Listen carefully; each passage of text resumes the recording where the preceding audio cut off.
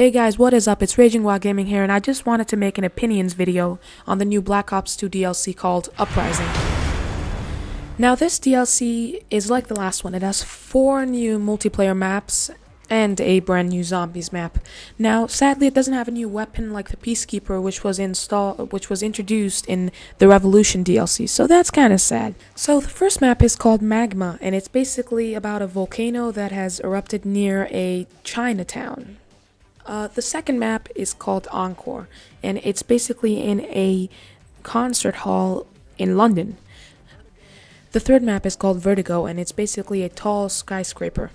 And the fourth map is called Studio, and it's basically a backlot to Hollywood, California. But perhaps the coolest thing about this DLC is the new zombies map called Mob of the Dead.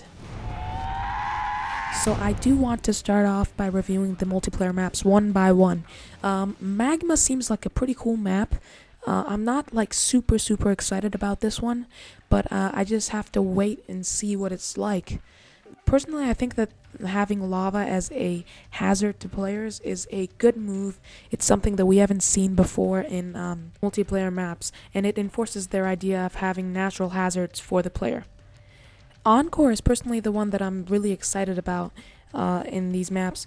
It's the London concert hall, and it looks pretty cool. There's nothing too special about it that's new, but the map itself looks pretty awesome, and I'm just waiting to play this map.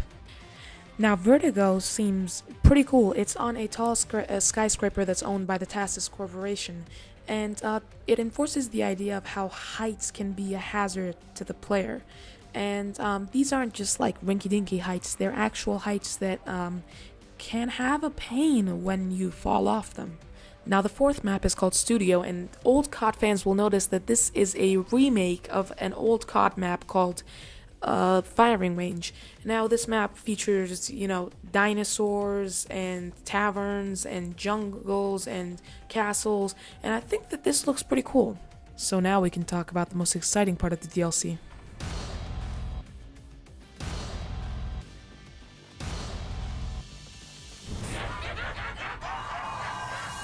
So this Mob of the Dead is in Alcatraz, like practically in the jail of Alcatraz, and it has so many amazing people who they've chosen to use, people like Ray Liotta, and I just think that Mob of the Dead is going to look awesome and more horrific than before. Now here we get to the good part. I'm going to just basically say my honest opinion about this. I think that the maps are amazing. They're really constructed in detail, and I like that. But it's just overpriced. That's the problem with these DLCs. I mean, the season pass is $50, which is 4,000 Xbox Live points, and that's a bit overpriced. There was this for example, there was a Skyrim DLC, Hearthfire, and that was for I think $7.50. And that DLC added some features to the game, and it added so much new stuff, like a home customization system that we hadn't even seen anything like in the game. But these are just maps, and they are pretty good maps, but I'd like to see some new features implemented into the game.